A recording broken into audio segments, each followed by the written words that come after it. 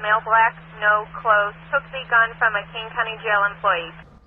A gunman held a nurse prisoner in a hospital emergency room. That gunman was already in police custody when he tried to make a break for freedom.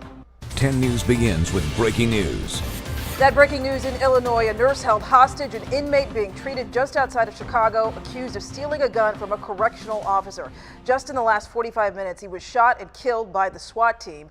The nurse wasn't harmed and is now with her family. The standoff lasted hours in the emergency room. Patients were cleared out before SWAT moved in. One woman describes being evacuated. I heard a nurse call a code silver, which means there's an active shooter. And we were told to get into the bathroom stalls and lock them. So we did. We were in the bathroom for about 20 minutes. And then we were escorted into a conference room in the ER just down the hall. Some patients were being turned away and sent to other hospitals. Operations in the ER are getting back to normal. Ambulance services will be restored in the next couple of hours. And this just in, a death investigation in Carlsbad. Police were called to Palomar Oaks Court, not too far from the airport, just before 11 o'clock this morning. The investigation has been handed over to the medical examiner's office. We're waiting to find out more information. As soon as we have it, we'll bring it to you. Now to a breaking news update. 3 children in the back of an ambulance. We know their father was the suspected drunk driver who flipped his car with them in the back seat. 10 News brought you the crash to you as breaking news last night on 10 News at 11 o'clock. The car crashed into a tree and rolled onto its side on Sunset Cliffs Boulevard in Ocean Beach. Officers pulled several beer cans and liquor bottles out of it. The driver was arrested. His children are expected to be okay, but were taken to the hospital to get checked out. Oh, yeah. Happy Mother's Day, by the way. It's tomorrow. Yes, it I think we'll do is. something. Only 10 News was there as more than 400 Marines and some sailors reunited with their families at Camp Pendleton this afternoon. Military reporter Hannah Mullins has the homecoming so huge, it's happening in waves. It has been a long 7 months, so just being able to hand their Marine a hat meant a lot. Where are they? 7 months seems like a long time when you're 5. It was like 54 years. So it seemed like forever as the Marines worked their way in.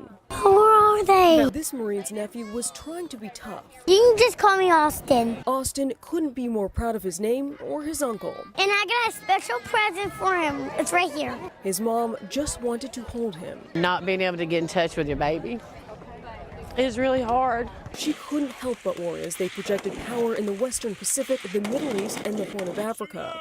The 11th Marine Expeditionary Unit, which was on board the USS Macon Island, worked with other local ships. They operated as a floating military base during a turbulent time. I didn't get to see him Christmas, so I get to see him Mother's Day.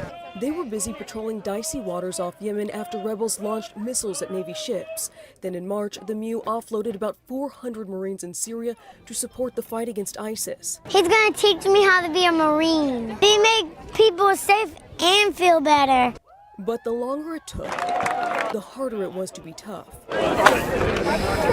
Just overjoyed. I'm so glad to see his beautiful face. I'm so glad to have him home. Glad to be home. His name is actually Landon, but he wants to be just like his uncle Austin, so he pretends it's his name too. Yes.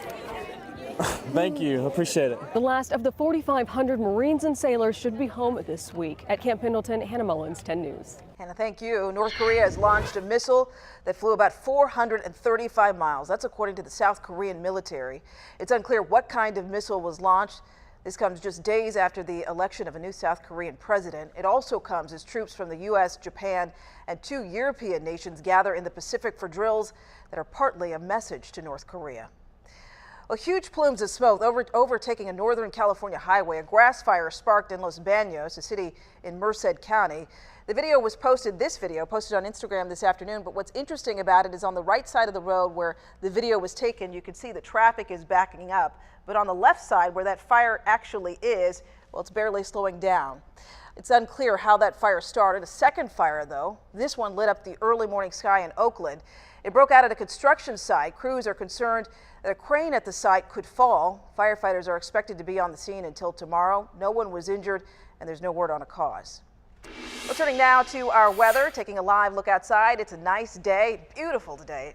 today, but heading into next week, we are looking at a chance for rain. Today's Pinpoint weather anchor Jennifer De La Cruz tracking all of that. Yes, chance for rain. Not going to be a big storm like the one we saw last weekend, but we do have that chance of rain in our forecast. Beautiful day outside today. Started out cloudy, but we did see a good amount of some clearing. Taking you to Coronado right now, a mix of sun and clouds. Plenty of people out there enjoying their Saturday. We're going to see a similar situation for tomorrow. Temperatures right now in the 60s along the coastline, 68 degrees in San Diego, 63 in La Jolla, 68 for you in El Cajon. Our temperature change, we're slightly warmer than when we were at this time yesterday in San Diego and La Jolla. Our mountains and deserts, though, cooler than where we were yesterday. Your evening planner for the next couple of hours will be at 66 degrees on the coast by 6 o'clock with a mix of sun and clouds, and we'll start to see some clearing into the evening, but that chance of rain is coming up. I'll talk more about that in your 7-day forecast. All right, Jennifer, we'll wait for that. Meantime, new details. The former Tennessee teacher accused of kidnapping his 15-year-old student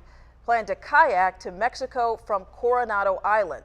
Tad Cummins planned to use aliases of a married couple so that they would blend in once they crossed the border. Cummins also told authorities that he had sexual contact with Elizabeth Thomas, quote, most nights during their time on the run. They were eventually tracked down in Northern California. Cummins faces a minimum of 10 years in prison and a maximum of life. Happening now, interviews underway for a new FBI director after the firing of James Comey. This is video of the first candidate, Alice Fisher, pulling up to the Department of Justice. She's one of 4 candidates expected to be interviewed this weekend.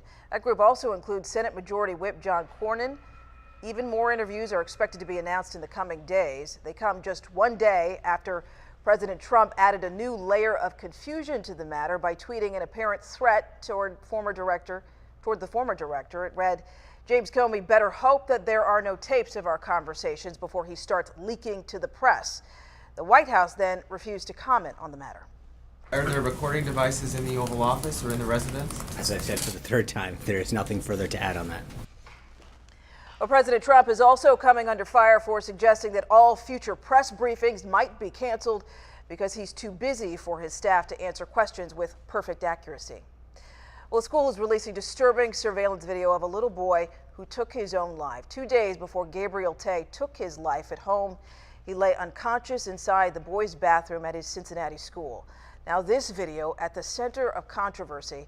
Gabriel was bullied and knocked unconscious by another student. He was on the floor for 7 minutes before another student got help. At first, the school district denied that the video showed any bullying. Take responsibility of what's been going on and do their professional job the right way. 2 days later, Gabe, just 8 years old, hung himself with a necktie in his bedroom. The case is still under investigation. But now to a health alert. More than 900 California students and school staff members recovering from the norovirus. Health department officials say the illness has been spreading at an alarming rate in Yolo County. Symptoms include fever, nausea, vomiting, diarrhea, and stomach pain that can last up to 3 days. Health officials are warning the public to stay home for 48 hours after their symptoms go away. Well, catching cancer before it spreads. It was the goal at today's free mammogram testing at Petco Park. 10 News reporter Jessica Chen shows us the state-of-the-art technology they're using to fight breast cancer. I know so many people who have passed from breast cancer. It's one of the reasons why Rosa Aguirre is out here Saturday. Just to make sure that I'm okay for me and my family. She says saving money is also a big draw, getting her mammogram done at the Susan G. Komen and Padres event for free. Living in San Diego is very expensive. She says with insurance, she still has to pay a few $100 to get it done. When I did do a mammogram through my insurance, I did have a really high deductible. Dozens of women with and without insurance took part in the event. Organizers say getting tested is so important.